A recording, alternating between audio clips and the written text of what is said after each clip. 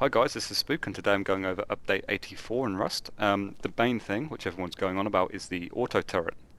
This is what it looks like. I'll show you what you need to craft it.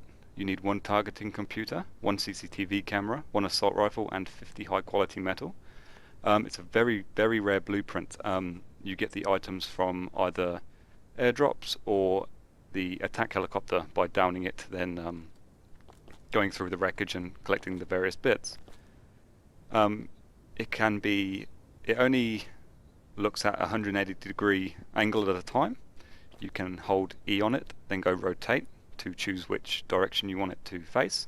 You can click open, which opens the ammo storage, and since you need an assault rifle, I'm just going to assume you need assault rifle ammunition. You can hold E and authorize yourself so it doesn't attack you. You can turn it on or off, and you can clear the authorized list.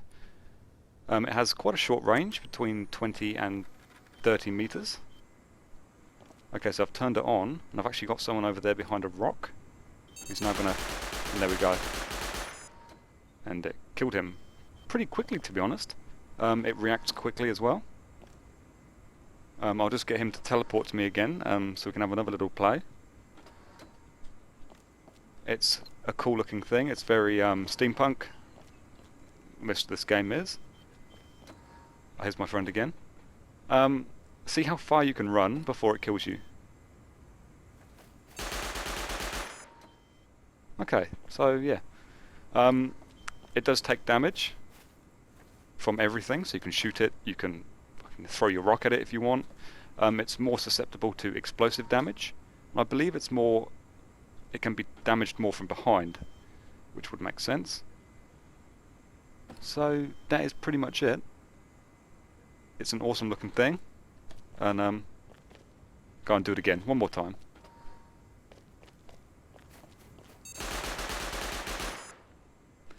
Yeah, so it'll be a very good thing to have maybe on your roofs to defend your base while you're offline, sleeping, at work, whatever you do. Okay, now we'll move on to the next thing. Joel, my friend who's just been killed 3 times, has just pointed out not to put it on the roof. He's actually read the full dev blog and I just skimmed over it. It's due to something about radiuses. I didn't really listen to him. He's now giving me a dirty look. But yeah, don't put it on the roof. Okay, and another thing they've added this week, we're in the same place as the auto turret, and I've turned it off. They've added a lot of signs, banners, picture frames, all sorts of stuff. So we'll start... Actually, I need my hood on. 2 secs. Okay, so we'll start with these hanging ones, double-sided. They cost 1,000 metal fragments each. They're pretty cool looking things. This one's more of an ornate one. Good for shops. I'm not really sure how shops would work in this game, because surely they would just the shop owner would get killed, or it would be a trap or something. And here we have some picture frames. You have a tall one here, which would be a portrait one, I think. A bigger one, Joel's drawing on them. Got a flower in this one. A smaller one over here. I'm not sure what he's doing. A face. Oh, we have a massive hanging banner here. I think that's like 750 wood, 750 cloth, and some metal fragments. 1,000 cloth and 1,000 metal fragments. So they cost roughly... It's a bit of wood and a bit of metal, really, and some cloth for the banners. Here we have some signs as well. I'm a sign, just like a little road sign. Another banner you can place outside. Another sign, and a 2-way road sign. Spook smells, thank you. In the back here we have the extra large picture frame. I couldn't put it on the inside because there's no room left. I've done a creepy face there. That's all I really had. That's all I really wanted to do. I'm not a good artist at all. I really do like this addition to the game. It'll bring a lot more personality into people's houses.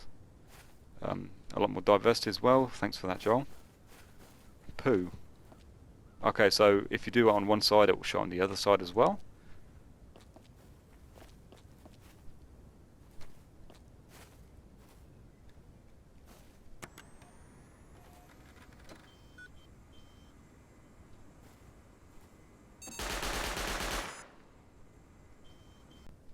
Okay, so we have throwable items now, which is both of the hatchets, the pickaxe I believe. It might actually be the stone pickaxe, not this one. So we'll just have a look here. So I should be able to launch this. Yes, you can. It doesn't look like you get it back. You can also throw the rock, which you do get back. It went over here. Actually no, the pickaxe went over here. And both hatchets you can throw, which I completely missed. It just brings a little bit more combat into the game. If you're chopping a tree, someone comes up running towards you, you can quickly throw your axe at them. I assume you can get headshots. Let me just try.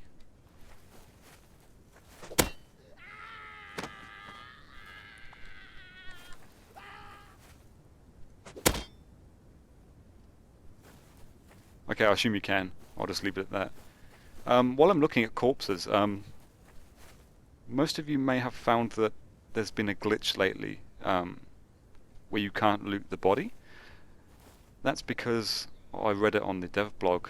I can't remember. I think it's because the loot command is client side, but the body itself is server side, or the other way round, and they were conflicting, which in some cases meant you couldn't loot some corpses. And they've also changed the physical properties of them. They will no longer roll down hills or fall off cliffs or...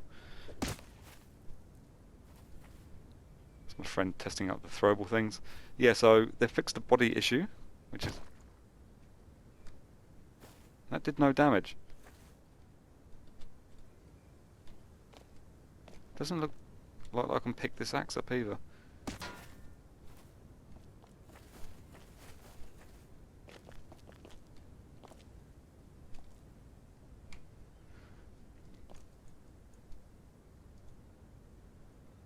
Yeah, so that's a few more things they've done this week. Okay, some more things they've done this week. They've added a water change, so it splashes when you're running through it and jumping through it. My friend over there is currently looking for the footprints. We're having a hard time finding them. It said in the dev blog they were very hard to see, but I didn't imagine it would be this hard. They have fixed grenades. They no longer bounce around as much, so they're much easier to sort of guess of where they're going to land. They have removed the half block and the slanty block because they wasn't being used properly apparently. So the shelves will know, like they're not official shelves, they're just a half block with a floor on top of it. Then you remove the half block and it leaves like a shelf. You'll no longer be able to make that.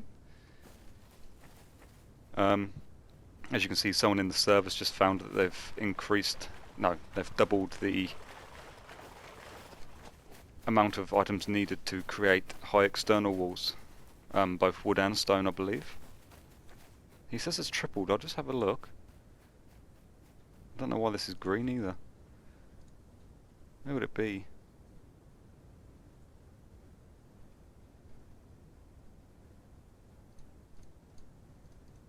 Be under construction. That's the gate. Oh, let me just have a look.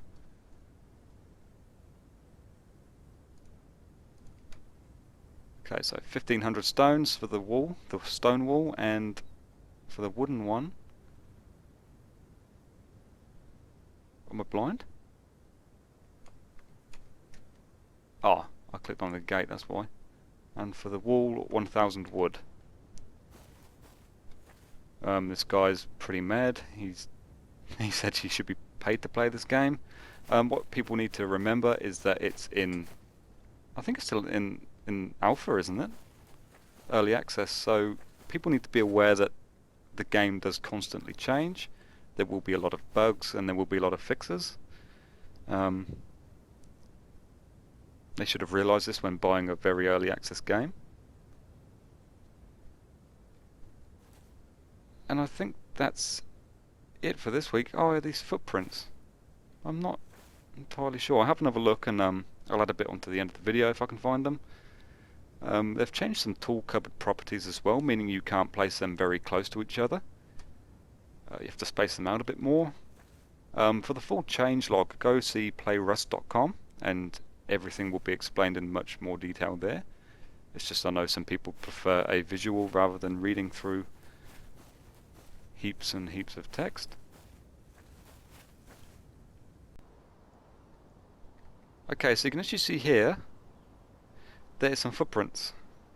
It was very, very difficult to get them to show up on the earth terrain, but as soon as I landed on the sand, footprints. Now this is the barefoot footprint, and I'll just stick some boots on so you can see the difference. Where are the boots? Here they are.